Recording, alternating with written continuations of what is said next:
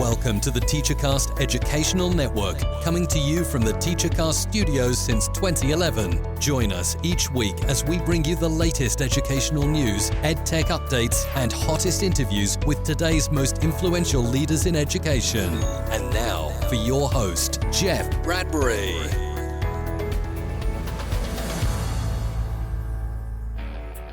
Hello, everybody, and welcome to the TeacherCast Educational Network. My name is Jeff Bradbury, and thank you so much for joining us today and making TeacherCast your home for professional development. This is Ask the Tech Coach podcast, episode number 75. Today, we're talking about the Future Ready Tech Coaches Network and how you can be a part of it this year at FETC. And even if you're not going into Florida, we've got some great things for you as far as what you can expect this year as a tech coach. We hope you guys are having a great season. Of course, as we're releasing this, it's just a few days into our long holiday break.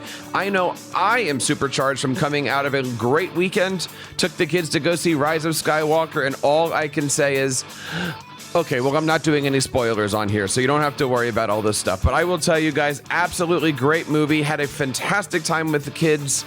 Held on to my little daughter the entire movie. It was such a great time. If you guys have heard it and had a chance to check out the show, we would love to have you guys send us your reviews and let us know what you guys think of the movie. And I got to tell you guys, also, there's a lot of great changes coming up here in 2020. There's a lot of amazing things. For all the latest and greatest on our podcast and everything over on the TeacherCast Tech Coaches Network, check us out over on AskTheTechCoach.com. We've got a lot of new things coming. And look out for next week's episode. We're going to be talking about our holiday plans and what we've got going on. So check that out over on AskTheTechCoach.com and make sure that you share and hit that subscribe button. We would love to have you guys a part of our Tech Coaches Network in 2020. I can't believe here we are at that point. But it is that time. The calendar's flipping over. We're getting ready to get on an airplane to head down to Miami, Florida. My first time going down there, and I am going to have a chance to meet my guest today and learn all about the great things that are happening at Future Ready Tech Coaching. My guest today is not only recognized as a K-12 administrator to watch and also a Texas EdTech Person of the Year. She was also serving as the National Advisor for Future Ready Schools and a spokesperson for Future Ready Coaches. My guest today is Brianna Hodges. Brianna, how are you today? Welcome to the show. I am fantastic. I'm so excited to be here with you guys today and to get to swap some stories, have some conversations, and the countdown begins both for 2020 as well as FETC. So it's definitely exciting times happening all around. It is. And, we've been working with tech coaches now for the last couple years, and we are so excited to see that there are so many great things happening nationally, globally to support tech coaches. I mean, there's some great things that we're going to talk about today happening at Future Ready. There's some great things today happening over at FETC. Talk to us a little bit about what's going on. But first of all, who is Brianna Hodges? How are you doing today? I'm doing fantastic. Who is Brianna Hodges? Well, I guess that probably depends on the day. I think it feels like for so many of us, whether we're in the classroom, at the district level, a parent, a student, a learner, whatever it looks like, who we are and how we're doing so greatly depends upon the people that we're working with and what those challenges are. A little bit of my background for those who don't know, I wasn't always in the classroom. I was in corporate America before I went into education, and the thing that I have learned, and then I was an English teacher and a basketball coach before I went into to coaching and then into district administration. And the thread that has carried through every one of my experiences has been story and really, how do we connect what it is that people have and kind of their experiences that they've had and their interests, and then we connect them to the information that we are trying to get across and trying to convey. And I think that is so much what we do as tech coaches and as people in general. So it's kind of hard for me to say, who the heck am I today? But I can definitely tell you that I am I'm a storyteller and first and foremost, and I am a connector and a communicator. So I'm super excited to get to share my experiences and thoughts today. Well, we certainly have a lot in common as far as being tech coaches and telling stories. That is what the job is, right? Like, we are here to help teachers tell the those stories of their amazing curricular activities, put it onto a canvas in front of their students, and really help them come to life. Talk to us a little bit about what you're seeing as you travel, as you work with other teachers in the world of coaching. How do you define the term tech coach or instructional technologist, or what's your favorite title that people use these days? I love that you're trying, because that's one of the things that's such a challenge across the nation, especially around coaching. Number one, we know that coaching is super hot. Everybody talks about coaching. Everybody wants to have, their fingers in it. We treat it almost as if it's going to be the silver bullet where we're going to add coaching in and it's going to automatically just change everything. And so there's so much that's happening, and it's really exciting for me to see. That said, it is such a challenge. Across the nation, we see 3.5 million teachers and roughly 42,000 coaches, or whatever flavor you want to call yourself, whether it's teacher on special assignment, instructional coach, tech coach, digital learning specialist, innovation specialist. The list goes on and on and on and on. And that's one of the greatest challenges that we have in this particular industry, is that we don't have a singular job description or the people that we work with, even what department we're going to be aligned with, any of those types of things. And so it becomes kind of this very nebulous beast that makes it very challenging. I personally love that, because that means that you get to make it your own for your own situation, but there comes some really strong challenges along that way. There's not a playbook,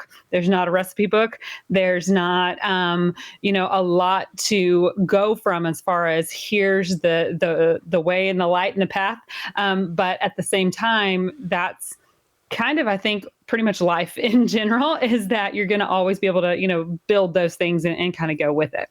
We say it all the time on this show. If you get 10 tech coaches together, you have 25 job descriptions, and it doesn't matter who you are or where you are. Something is always going to be different for you, and depending on who you're working with. And as you said, whatever part of the ladder you happen to be on. Now, many tech coaches that listen to this show fall into a couple of different categories. They're either brand new to teaching, they're early 20s, they're ready to go, they're the tech people, or they're somewhere in that 30, 45 area here who have had a lot of years of experience and are looking to now broaden their horizons and help out.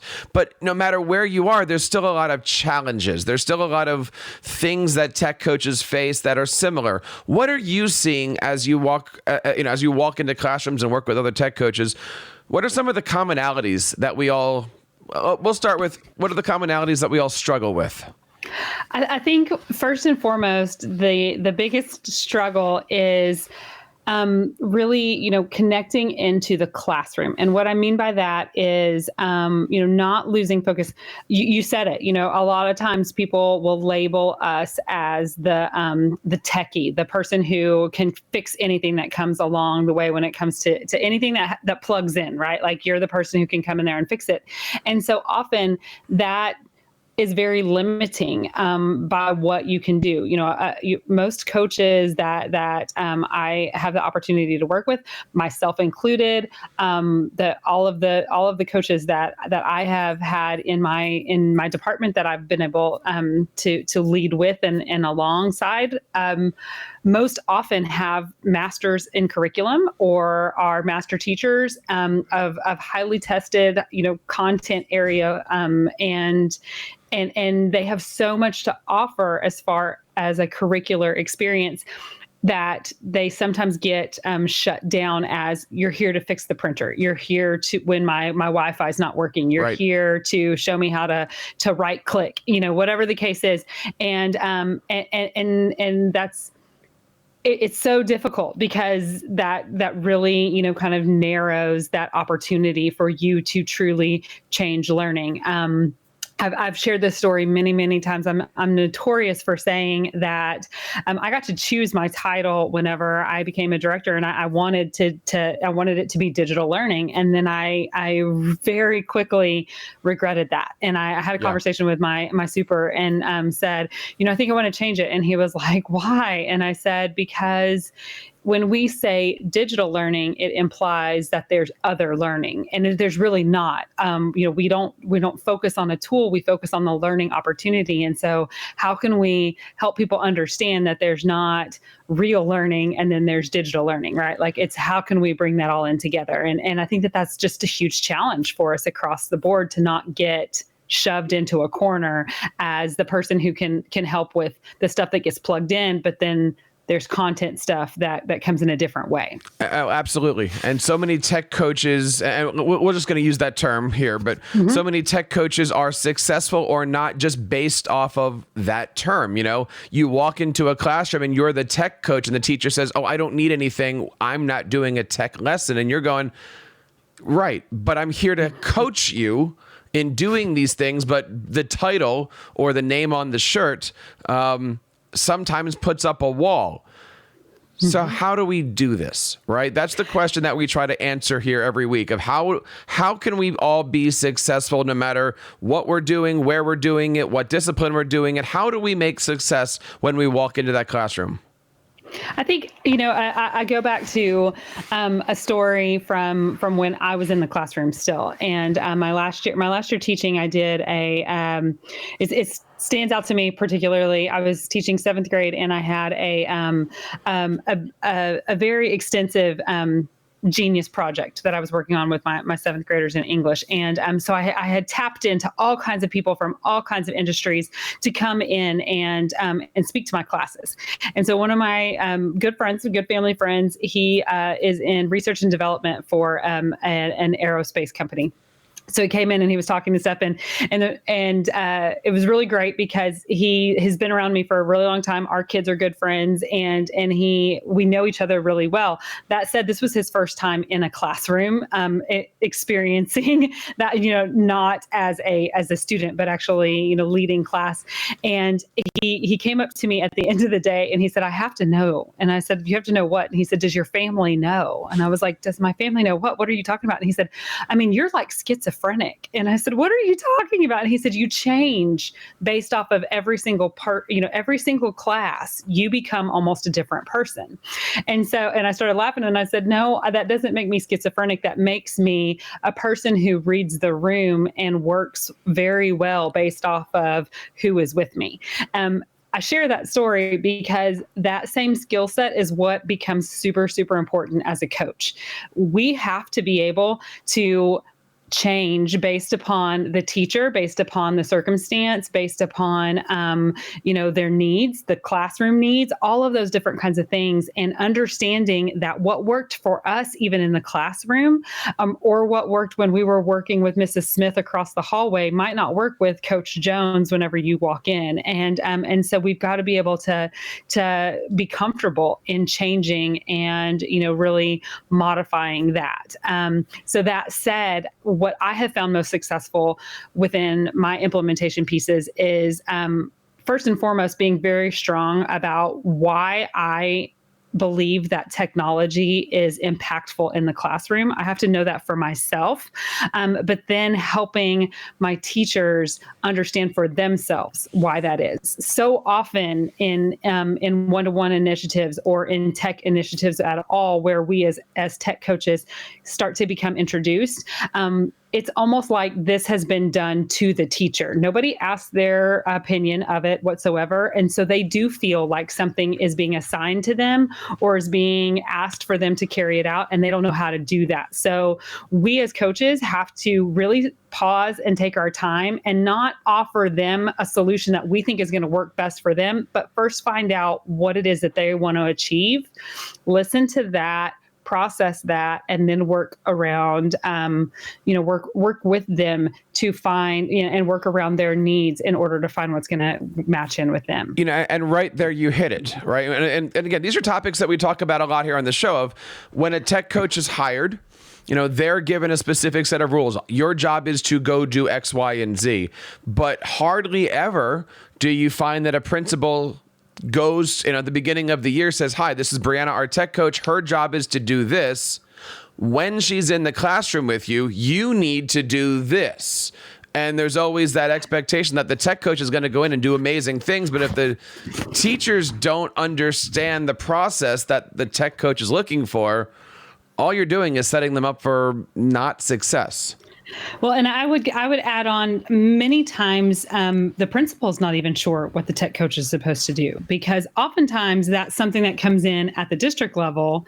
And then all of a sudden, hey, you have this coach, you may be assigned to a campus, but nobody's even really talked with the principal about what that's going to look like. And so, I spend a lot of time in our Future Ready coaches, in our Future Ready Institutes, when I'm working with our Future Ready coaches. How do we have these conversations with our principals to make sure that we're having an understanding of what instructional leadership looks like? Because that can be really confrontational as well for a tech coach or an instructional coach or whatever to walk onto a campus and start talking about instruction. And then if that principal's not having similar conversations, your teachers are not sure where they need to go with that. And I'll tell you where they're going to go with it. They're going to go with whatever their principal is asking of them. And so we've got to make sure that we, add in there. So we have a couple solutions for you guys. And one of the solutions is to come down to FETC next month, right? And you've got a lot of great things that are going to be happening, and you've got several amazing sessions that you're going to be working with. But before FETC even happens, you have a day for coaches. Talk to us a little bit about what's happening the day before the event, because I got to tell you, I'm looking forward to this. I'm flying in, I think, at 10:30 in the morning. I'm looking forward to getting down to the conference and checking out all the action. Well, yeah, we're super excited. The day before the conference kicks off, so on what is that, on Tuesday, I believe, we are having an all-day coaches kind of pre-shop, if you will. And so it'll be Future Ready coaches. We're also partnering with Kennesaw State University. So KSU is going to be there helping out as well. But we're going to talk a lot about, grapple with these questions of what does coaching look like for you, as well as for all of our counterparts across that. How can we take something like the Future Ready Coaches framework and really start to apply some lenses to our own situations? Again, not find a playbook, but to really find some algorithms, if you will. Like, what are some ways that we can start to be, agile and nimble in handling some of these scenarios and these situations of supporting instruction and supporting learning through technology, whether that looks like highlighters or whether that looks like an iPad or whether that looks like Chromebooks. How do we support that? So we're gonna and then we'll have some breakouts and it'll be a really great day. But I'm really excited about that. I'm super proud of FETC for stepping up and seeing this need for bringing a strong focus and a strand and a network around coaching. You probably can identify with this, and I know that it's a conversation that we have so many times with coaches, is that we can feel really alone, and so leaning on that network and finding that network is probably one of the most impactful things as a coach that you can do. Not only do we have a great event happening before the conference starts, but I know there's a lot of great tech coach themed presentations during the show. Talk to us a little bit about one of the ones that you're doing I was really interested in, called The Future Belongs to Storytellers. Tell us a little bit about some of these things that you're doing here. So yeah, like I said, FETC, we have a focus on coaching. And so one of the things that particular session, it's super, super close to my heart, is to talk about what does story mean as a coach and as a leader. And so how do we both hear the stories that are happening on our campuses from our teachers, from our students, and how can we help them craft their own stories and share out? And so we're going to talk a lot about that from the perspective of story as communication. So I like to say that story is actually the oldest form of education that we have. That's how we started having conversation. Learning means conversation. Learning means an exchange of information. And so wrapping that in story is truly how our brains can really process it and solidify that. And I don't mean once upon a time stories or these necessarily English terms that we wrap around that. Truly, just what does good communication look like, and how can we create that in order to have to really build the momentum of implementation. Now, you're also not just coming down there to help out the tech coaches, you're also helping out administrators. One of your sessions is called Implement for Impact Beyond the Rollout. Tell us a little bit about that one. So that's kind of like what we were talking about a little bit earlier, where so often we as administrators, we're the ones who are who are closest to these initiatives. And I kind of describe it basically of, we're at this time of year right now where we're starting to make some changes and some choices about what does 2020 look like. It's resolution time is just around the corner. And so often when you are making resolutions, the person who's making that resolution is the one who is going to be most versed in that. So if I say, okay, I'm going to change my eating habits for next year, I'm going to be the one who's researching all of that, who's doing, finding out all the details, picking out which one that I want to be best for. I'm going to, figure out how it's going to impact my budget, how it's going to do all these things, but my family's not. And so when I start to implement these changes, I have the buy-in. My family may go along with it because that's what they're doing, but they're not going to have the buy-in that I would. And I use that analogy because that's so much of what we see whenever we talk about an initiative like a one-to-one. And, as that district administrator, I'm the one who's closest to it. So I've got to get that buy-in from my teachers, from my principals, from each level of person at our school district, from our community members, from our parents, from our students, all of these different pieces. And it can't be this, what I like to refer to as bobblehead agreement, which is what ends up happening, right? Like we say, oh, well, we had these committee meetings and people came and they agreed to it.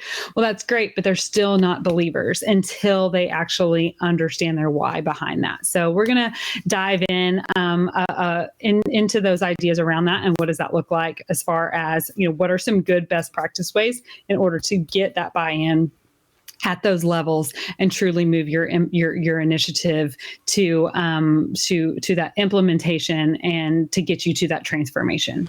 We're talking today to Brianna Hodges. You can find all about her over at briannahodges.com and check her out on Twitter at bhodgesedu. Now, Brianna, one of the things that I know that you're deeply passionate about is working with tech coaches with Future Ready. Talk to us a little bit about what Future Ready is doing with tech coaches globally. I know we talked a little bit about it at FETC, but how does a tech coach reach out and be a part of this amazing establishment that's going on with Future Ready coaches?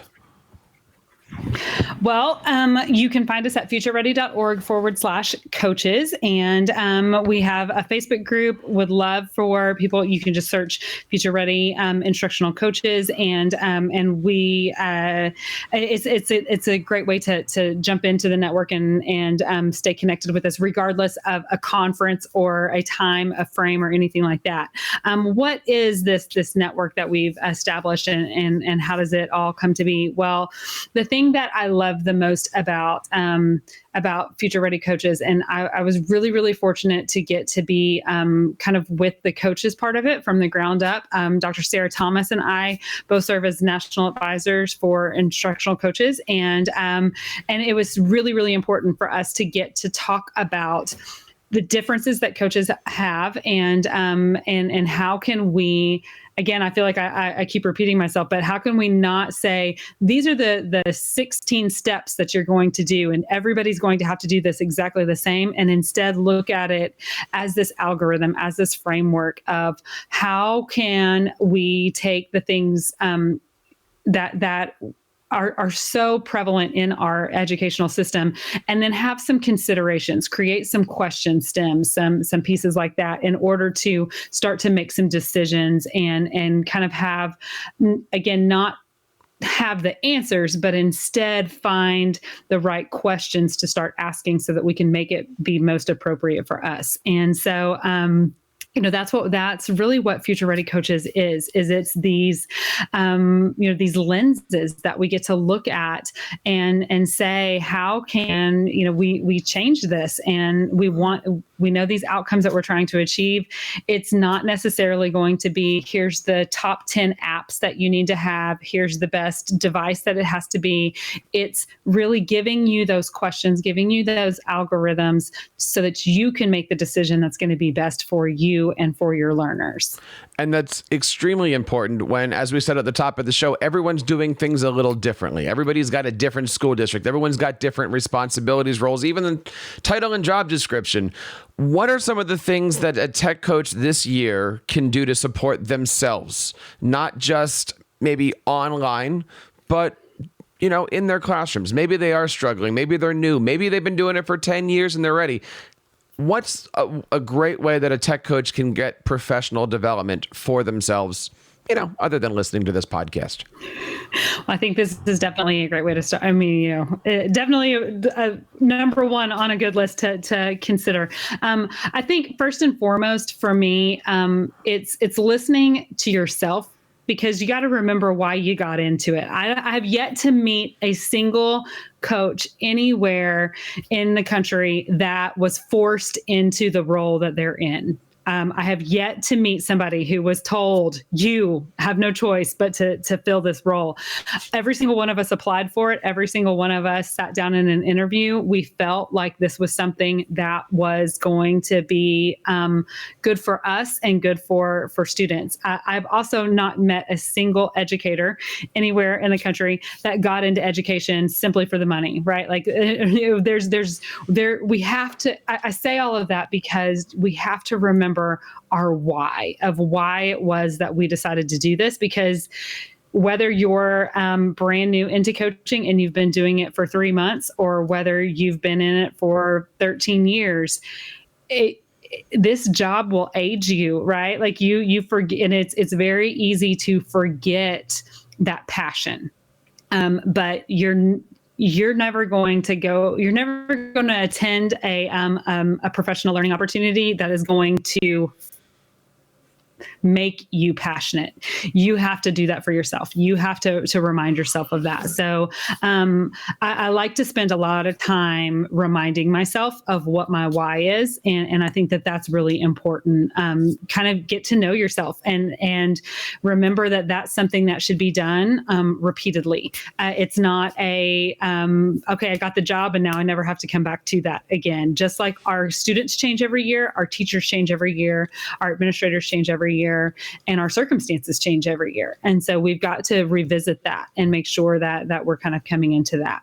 Outside of that, I think, staying in contact with your professional learning network. I have a ton of people from all over the country that I talk to on a regular basis, whether it's through, most often it's through social media, right? And I rely on them constantly to answer my questions that I have, because again, like I said earlier, coaching is very lonely. And so,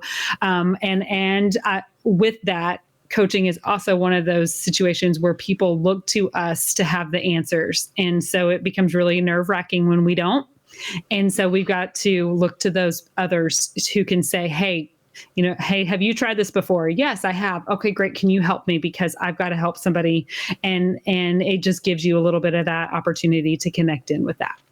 Brianna, you are an amazing tech coach, and I'm looking forward to seeing you and meeting you really next month, only in a few more days here, really, at FETC. I want to say thank you so much for coming on the show, but everybody who's listening knows that it's coming. We have a tradition here on our tech coaching show. We would love to know if you're interested in taking our 5-question challenge. We call it the Jersey 5 questions to get you thinking and to get to know you a little bit better. Brianna, would you be interested in taking the challenge tonight? Oh, challenge. Yes. Let's do it. I'm in. I can't turn down a challenge. We have our holiday edition of the Jersey 5. Question number 1, Brianna Hodges, what is your favorite Twitter account or hashtag to follow? Oh, my favorite hashtag is lead, capital HER, ship. Ooh, I don't know that one. I will check that one out. Number 2, what is your favorite educational tool? I'm a sucker for the iPad or anything that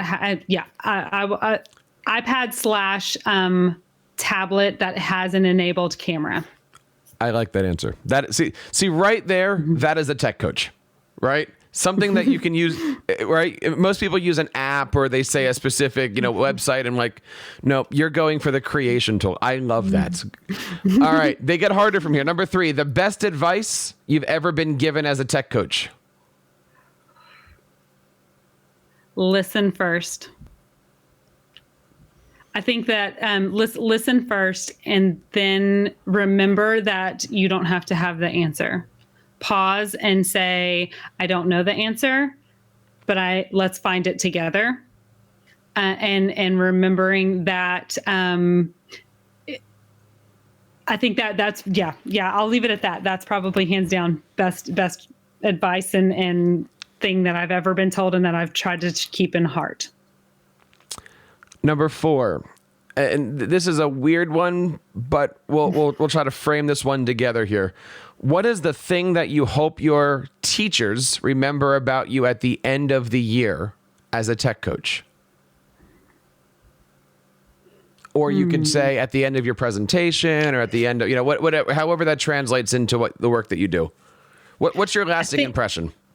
I would hope for 2 things. One would be authenticity and 2 would be relevancy.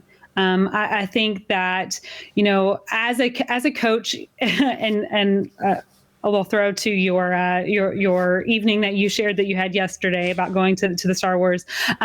We all know that we felt what it's like to leave the classroom and then be considered on the dark side, right? And then now all of a sudden we are seen as someone who suddenly doesn't remember what it's like to be in those shoes. And so I would hope that at the end of the year, at the end of any kind of interaction, that I would be still seen as authentic and relevant. That's awesome. That's awesome. That's a good one. I like that one. But we're not done yet. We have one more question here. This is always the challenging one. And I love watching you get these questions here. What is the best teachable moment you've ever had? Oh, that's a hard one. I've had a lot of teachable moments. I think one of my most favorite teachable moment, I've shared some of this before. Okay, one of my most favorite teachable moments was actually when my teaching got thrown back on me, not by one of my students, but by one of my parents. So I had left a district and I was still in the classroom, and I had gone from teaching really, really advanced classes and having very gifted students for the most part, and then having one set of classes that were the quote unquote rough and tumbly kids, because as a coach they would often give me those, which was great. I like to call them my street cred street cred class. And when I left that district and I went to another one, my class roster switched completely. So I had every single kid who had any type of paperwork, who had ever been retained, who had ever failed a state standardized test, who was special education, who was ELL, every single one of them. And I didn't know what to do. And I sat in my classroom and I cried, and I thought, I don't know how to reach these kids. And I called one of my dear friends from the previous school district, who happened to be the special education director there. And I was like, what am I going to do? I don't know what to do with this. I had actually had all 3 of her kids in the classroom, and I'd also coached all 3 of her kids in shot put. And that's very important in this story. And the reason for that is she said, you're going to do what you've always done with your kids. And I was like, what is that? And she said, you're going to teach them the same way. It doesn't matter what their scores are. You're going to teach them the same way. And you're going to remind yourself to throw heavy. And I started laughing, and I was like, I was like, I can't believe you just threw that back at me. And she was like, And so basically what throwing heavy means is you practice heavy. You practice harder than what you're actually going to do in the tested situation, because then it's natural for you. It's easier for you because you've always worked so much harder. So I think that was like the best teachable moment for me, was to remember that it's not your situation that you have to handle. It's always go harder than what you'll always be able to meet the situation if you approach it knowing that you can overcome it. If you just throw heavy from the very beginning, then it feels lighter whenever you're ready to walk into it. Well, if you're ready to tech coach heavy, the best place to do that is FETC, happening this January. We're going to be out there from January 14th, 15th, 16th, and 17th, I believe it is. I'm going to be down there doing our TeacherCast educational podcasting workshop. Check that out. Check out all the great stuff. I'll be also doing interviews, and hopefully you'll see me and Brianna doing an interview together down there. I'll be chasing her around and seeing what we can do together down there with all of our tech coaches and educational podcasters. Brianna, I want to say thank you so much for your time, and thank you for also sharing your passions with the TeacherCast Tech Coaches Network. Is there anything that you'd like to leave us with, or any kind of inspirational quote that you might like that will carry us into 2020? I think, for me, I'm not really one of those people that gets really big around finding a word or doing, great big huge things around the new year.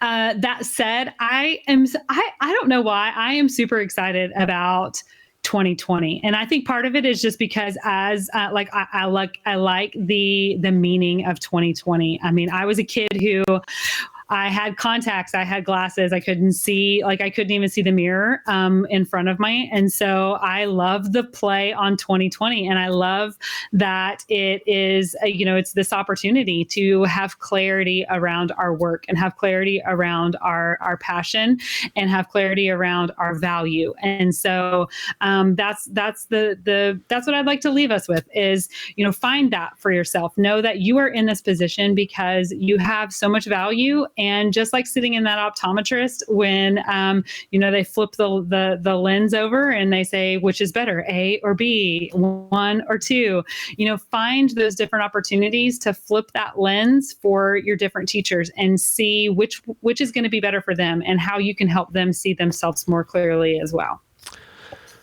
Wow, you are amazing. And I hope that we have a chance to catch up. And I hope you guys have a chance to share Ask the Tech Coach with your friends. This is, of course, episode number 75. You can find out all of everything over on the archives over at askthetechcoach.com. If you check out the website today and you notice it's a little different, we've been doing a lot of work on it, and we're looking forward to sharing all of the updates, including a new graphic that we're going to be coming out with pretty soon, all about tech coaching and how you guys can be a great tech coach over on the TeacherCast Tech Coaches Network. Don't forget to check out everything over at futureready.org/coach. Coaches. Yes. futureready.org/coaches. It is an amazing opportunity out there for you guys. Check that stuff out today. And on behalf of Brianna and everybody here in the TeacherCast Educational Network, my name is Jeff Bradbury, reminding you to keep up the great work in your classrooms and continue sharing your passions with your students. You've been listening to the TeacherCast Educational Network, hosted by Jeff Bradbury. Please reach out to the show with all of your questions on Twitter @TeacherCast or online at www.teachercast.net. Be sure to subscribe to our podcast so you don't miss any future episodes. And please take a moment to write a review in the App Store.